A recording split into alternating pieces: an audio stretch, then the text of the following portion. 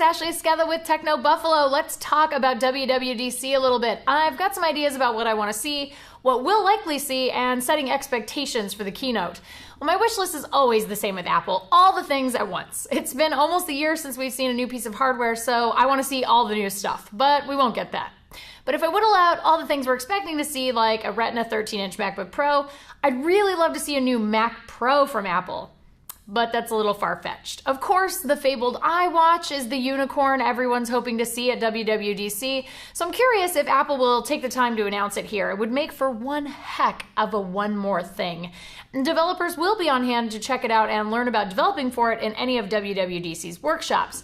Unfortunately, the iWatch might be one of those insanely great products Apple wants to give its own event to, so that's probably unlikely. Boo. As for software changes, I think the biggest hope is that Tim Cook sticks to his guns with what he said at D11 and opens up Apple more in terms of their API.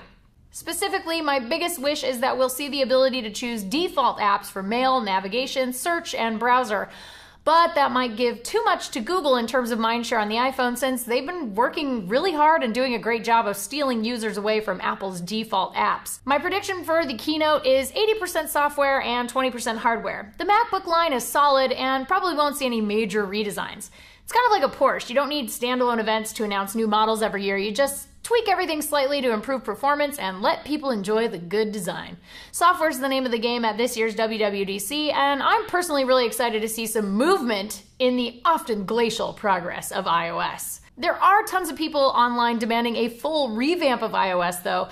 Unfortunately, software design changes have two inherent issues with that whole full redesign thing. Number one, they freak out legacy users who aren't tech fiends like we are, and those people would panic if one day they updated their iPhone to find a whole new interface that scared and confused them. With this unique relationship people have with their iPhone, we take changing it really seriously. Johnny Ive will have to update iOS by turning up the proverbial heat on it over time. So while this will be an interesting WWDC, don't place your bets on iOS looking completely different. Sure, we will see changes and it'll probably be a little flatter, but it's not going to suddenly look like Android tomorrow.